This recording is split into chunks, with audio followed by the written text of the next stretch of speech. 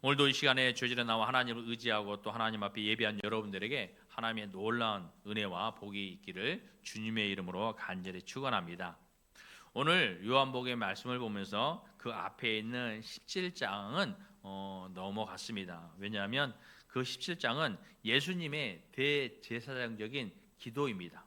대제사장적인 기도로서 남겨질 제자들과 또 미래의 성도들을 위한 중보 기도 내용입니다. 이 기도는 14장에서 16장까지의 이어지는 이 설교를 마치시고 예수님께서 하신 기도입니다. 좀 더 세부적으로 나누자면 1절에서 5절은 성자 되신 예수님 자신과 또 하나님, 성부 하나님의 영광을 위하는 구하는 기도였습니다. 또 16절에서 19절까지는 제자들을 위한 중보 기도였던 것입니다.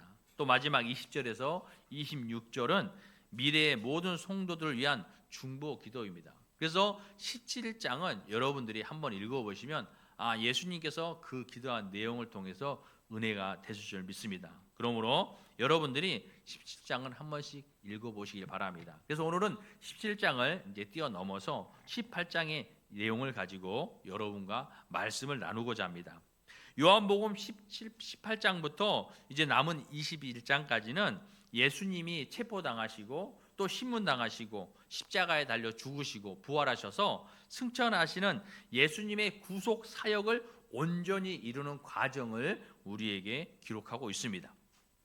오늘 본문은 예수님께서 가룟 유다의 배신으로 말미암아 겟세마네 동산에서 마침내 유대인들과 로마 병정들에게 체포되는 모습을 보여주고 있습니다.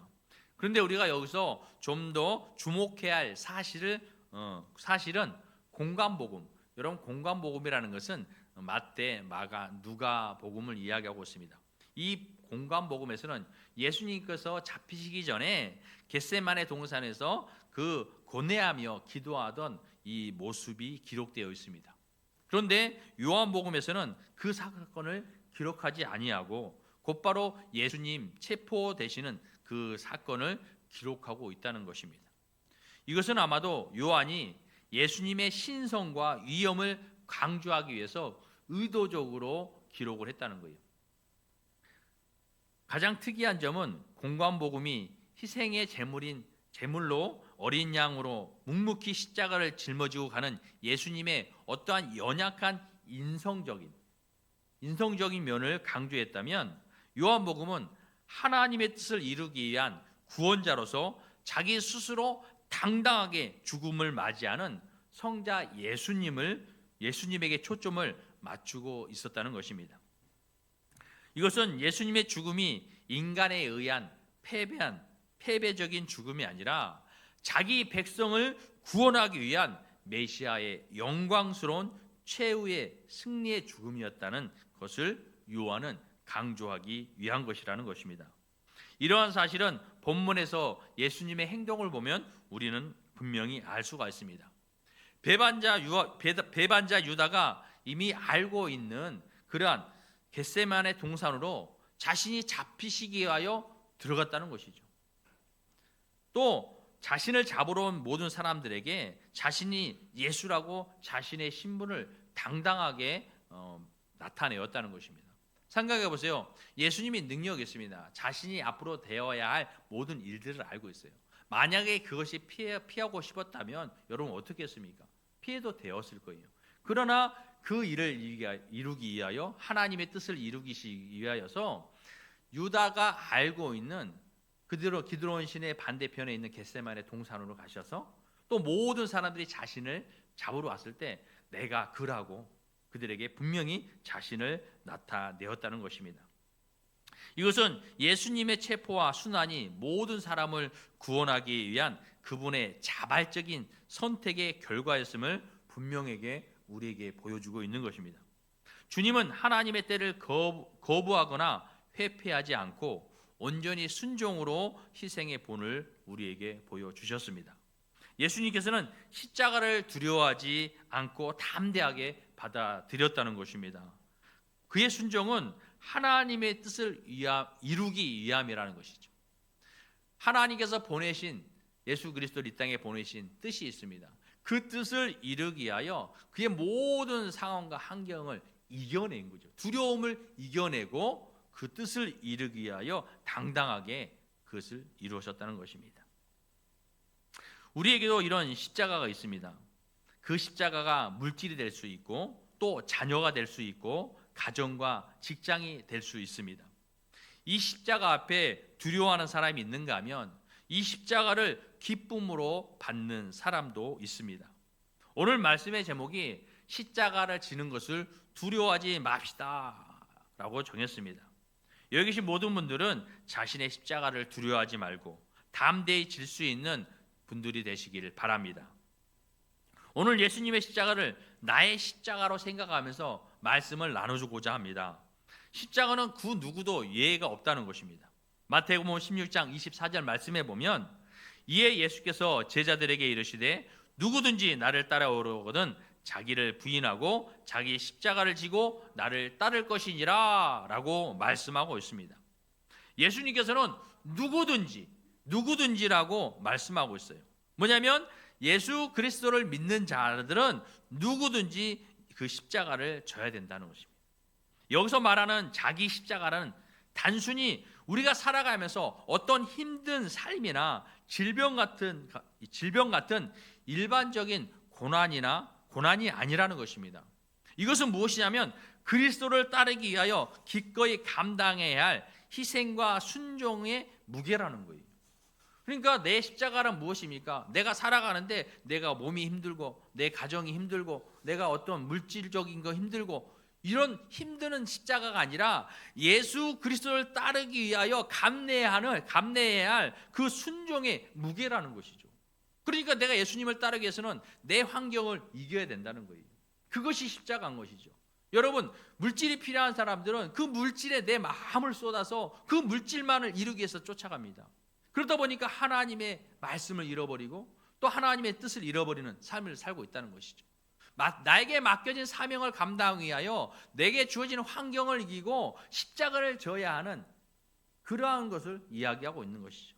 또 어떤 이들에게는 이건 내 자녀의 삶, 우리의 가정을 이루기 위하여 그것으로 말미암아 그런 환경 때문에 또 그 십자가를 지지 못하는 상황이 있을 수 있습니다. 또 어떤 이들은 명예와 권력 때문에 그 십자가를 지지 못하고 살아가고 있다는 것이죠. 이처럼 우리 각자의 삶에서 다르게 십자가는 나타나지만 예수님을 닮아가고자 하는 모든 결단과 헌신이 그 십자가 안에 담겨져 있다는 것입니다. 그러므로 십자가를 지는 것은 내가 하나님 앞에 맡겨진 사명을 감당하기 위하여 또 주의 복음을 증거하기 위하여 결단하고 헌신하라는 것입니다. 또한 자기를 부인한다는 것은 내가 원하는 대로가 아니라 주께서 원하는 대로를 삶의 기준으로 가지고 살아가는 것이라는 것이죠. 그러니까 나를 부인하는 것은 무엇입니까? 내가 내 삶을 살아가면서 내가 원하는 것을 내려놓는 거예요. 내가 원하는 것을 내려놓고 주께서 원하시는 것을 내 삶의 기준으로 삼고 살아간다는 것입니다. 이것은 곧 순종과 헌신의 삶을 말하고 있는 것입니다. 예수님께서는 누구든지라고 말씀하셨어요. 예수님을 믿는 사람이라면 그 누구를 막론하고 십자가를 지는 삶을 살아야 한다는 것입니다. 그러나 그리스도인들 중에서도 십자가를 지는 것을 두려워하는 사람들이 많이 있습니다.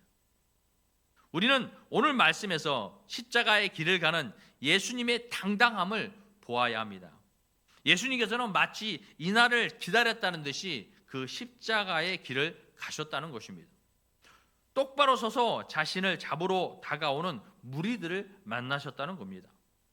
그들이 누가 나사렛 예수인지를 물 때도 당당하게 내가 그니라 라고 말씀하셨다는 거예요. 예수님께서 하시는 그 말씀에 예수님의 말씀의 권세에 예수님을 잡으러 온 사람들이 땅에 엎드려졌다고 이야기하고 있습니다. 이러한 표현을 통해서 우리는 예수님께서 그들 앞에서 내가 그니라 라고 말씀하시면서 오히려 그들 앞으로 한 걸음 더 나아갔음을 생각해 볼 수 있습니다. 여러분 생각해 보세요. 예수님이 얼마나 당당했는지. 예수님을 잡으러 온 그들이 예수님 앞에 예수가 누구냐 나사렛 예수가 누구냐 했을 때 당당하게 내가 그니라 하고 그들 앞으로 성큼 다가섰다는 거예요. 그를 잡으러 온 사람들이 그 건세에, 그 권위에, 위험에 눌려서 뒤로 물러가면서 땅에 엎드려졌다는 것입니다. 그래서 예수님께서 다시 한번 그들에게 묻는 거죠. 누구를 찾으라? 예수님을 잡으러 온 사람들은 예수님께 느껴지는 신적 권위와 엄숙한 목소리에 놀라 무의식 중에 뒷걸음을 치며 넘어졌다는 것입니다. 그러나 제자들은 달랐습니다. 예수님이 십자가에 달리시기 위해서 잡혀가실 때 그들은 주님을 의지하기보다 두려워하며 도망갔다는 것입니다. 마가복음 14장 52절 말씀에 보면 배 호치부를 버리고 벗은 몸으로 도망하니라 말을 하고 있습니다. 제자들이 얼마나 두려웠으면 여러분 그를 잡으려고 할 때 그 잡은 옷을 버리고 벗은 몸으로 도망갔다는 거예요. 이처럼 벌거벗은 몸으로 도망한 제자들도 있었습니다. 지금 이 시대에도 많은 성도들이 예수님을 믿으면서 십자가를 져야 하는 힘들고 어려운 상황을 맞이하면 두려움에 믿음이 흔들린다는 것입니다. 왜 십자가를 지는 것을 두려워할까요? 로마서 8장 15절 말씀에 보면 너희는 다시 무서워하는 종의 영을 받지 아니하고 양자의 영을 받음으로 우리가 아빠 아버지라 부르짖느니라 라고 말씀하고 있습니다. 우리가 지금까지 무슨 영을 받았냐면 무서워하는 종의 영을 받고 살았다는 거예요. 무서워하는 종의 영을 받아서 우리에게 두려움이 생긴다는 것입니다. 이것은 사단 마귀가 두려움을 주어서 우리가 십자가의 길을 가지 못하도록 하려는 것입니다. 요한계시록 21장 8절 말씀에 보면 지옥에 던져지는 사람들이 나옵니다. 요한계시록 21장 8절 말씀에 그러나 두려워하는 자들과 믿지 아니하는 자들과 흉악한 자들과 살인자들과 음행하는 자들과 점술가들과 우상 숭배자들과 거짓말하는 모든 자들은 불과 유황으로 타는 못에 던져지리니 이것이 둘째 사망이니라 라고 말씀하고 있어요. 그러니까 어떤 사람들이 이렇게 지옥불에 던져지는지 말하고 있는데 가장 첫 번째 사람이 여러분 어떤 사람입니까? 바로 두려워하는 사람이라는 거예요. 두려워하는 사람. 이 말씀을 보면 여러분 의문이 생깁니다. 두려워하는 것이 여러분 죄가 될까요? 두려워하는 것이 죄가 되느냐? 여러분 의문이 생기지 않습니까? 그런데 여러분 죄가 됩니다. 왜냐하면 두려워하는 것은 믿음의 반대말로 불신이라는 거예요. 이것은 믿지 않는 자라는 것과 같은 말이라는 것입니다. 두려워하는 사람은 핍박과 환난을 두려워해서 예수 그리스도를 끝까지 따르지 못한다는 것입니다. 그래서 중간에 예수님을 떠난 자들을 말하고 있는 것이죠. 왜 예수를 끝까지 여러분 따르지 못하겠습니까? 그것은 예수님을 끝까지 따르려면 겪어야 될 희생과 헌신으로 져야 할 십자가가 있기 때문에 그것이 부담이 된다는 거예요. 그것이 부담이 되어서 끝까지 따르지 못한다는 것입니다. 한마디로 편안하게 신앙생활하려고 하기 때문에 희생과 봉사와 섬김을 두려워하는 사람들이 예수님을 끝까지 따르지 못한다는 것입니다. 그러므로 두려움은 결코 우리가 소홀히 여길 문제가 아닌 것입니다. 여러분에게 이 시간 심각한 질문을 하겠습니다. 마음속으로 여러분 대답해 보시기 바랍니다. 예수님과 끝까지 동행하며 십자가를 지기 위해 내 모든 재산을 포기해도 좋습니까? 예수님과 끝까지 동행하며 십자가를 지기 위해 내 생명을 포기해도 좋습니까? 여러분 이런 질문을 받을 때 여러분 마음에 두려움이 있습니까? 아니면 괜히 기분이 안 좋습니까? 아니면 기쁨이 있습니까? 내 모든 재산을 잃고 내 목숨까지 바쳐서라도 예수님과 끝까지 함께 갈 것이라고 확신을 가질 수 있는 그러한 믿음의 신앙인이 될 수 있기를 바랍니다. 십자가를 지는 것이 두려운 사람은 아직 온전하게 예수님을 믿는 것이 아닌 것입니다. 성경을 보면 두려워하지 말라가 140번, 염려하지 말라는 10번 말씀하고 있습니다. 제가 직접 찾아봤어요. 뭐 직접 성경을 찾는 건 아니지만 인터넷을 통해서 몇 번 있는지를 성경 구절을 찾아봤습니다. 이처럼 왜 그럴까요? 예수 그리스도를 믿음으로 말미암아 예수님께서 우리에게, 하나님께서 우리에게 두려워하지 말라는 거예요. 예수 그리스도를 의지하고 주 안에 살면, 우리가 하나님을 의지하면 그 두려움을 하나님께서 씻어주신다는 것입니다.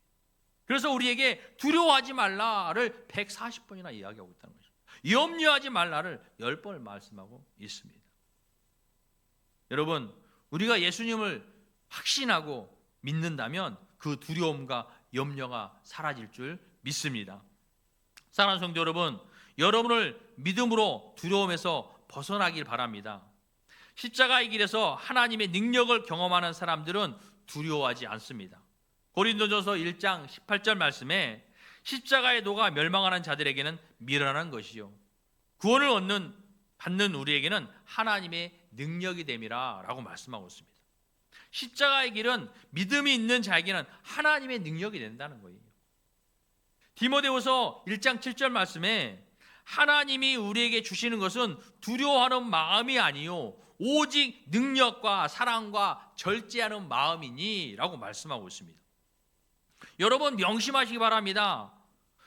하나님이 우리에게 주시는 것은요 두려움이 아니라는 거예요. 하나님을 의지할 때 우리가 세상 가운데 사는 모든 환경을 가지고 두려워하는 마음이 아니라 무엇을 주시느냐? 오직 능력과 사랑과 절제하는 마음을 우리에게 주신다는 거예요.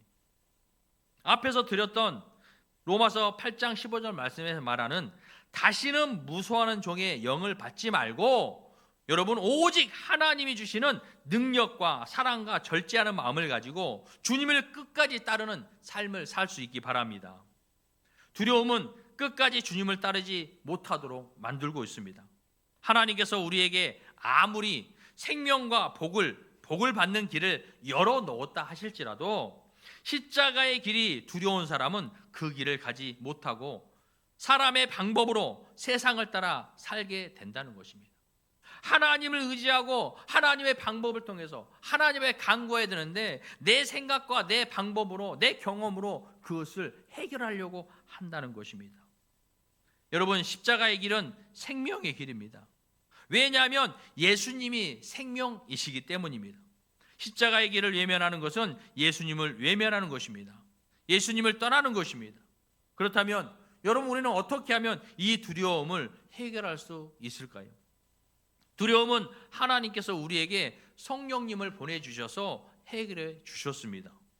그렇습니다. 성령을 받으면 두려움이 영이 떠난다는 것입니다. 여러분이 성령을 받으면 그 두려움의 영이 떠나간다는 거예요. 예수님께서 십자가의 길을 가실 때 제자들이 어떻게 했습니까? 제자들이 두려워서 다 예수님을 떠났습니다. 그랬던 제자들이 오순절 마가다락방에서 여러분 성령을 받고 변화되었어요. 그래서 어떻게 했습니까? 그들은 죽음도 두려워하지 아니하고 담대하게 복음을 전했습니다. 그래서 하루에 3,000명, 5,000명씩 구원시키는 사도가 되었습니다. 또한 죽음도 두려워하지 아니하고 그는 순교로 그 사명을 감당했던 것입니다. 어떻게 제자들이 이렇게 변했을까요? 그것은 바로 두려움이 사라졌기 때문입니다. 주님은 우리에게 성령을 부어주시며 두려움에 대한 문제를 해결해 주셨습니다. 그러나 여전히 나는 왜 여전히 두렵지? 라고 하시는 분들이 있을 것입니다. 너무 낙심하지 말고 좌절하지 마시기 바랍니다. 두려움을 이기는 방법이 있습니다. 두렵게 하는 환경을 바라보는 것이 아니라 예수를 바라보라는 것입니다. 그러면 여러분의 마음에 주님이 주시는 평안으로 근심과 걱정과 염려와 두려움이 사라질 것입니다. 히브리서 12장 2절 말씀에 믿음의 주요 또 온전하게 하시는 이인 예수를 바라보자라고 말씀하고 있습니다. 예수님께서는 주를 바라보는 자는 한 사람도 잃지 않고 책임져 주신다고 말씀하고 있습니다. 두려움이 있습니까? 문제는 고난이 큰 것이 문제가 아니라 그 마음에 있는 두려움이 문제라는 것입니다. 예수님은 우리에게 성령을 통해 두려움을 이길 힘을 주십니다. 그것은 바로 성령 충만입니다. 사랑하는 성도 여러분, 여러분 언제나 예수님을 바라볼 수 있기를 바랍니다. 우리 옆에 분과 서로 인사해 봅시다. 예수님을 바라봅시다. 예수님을 바라봅시다.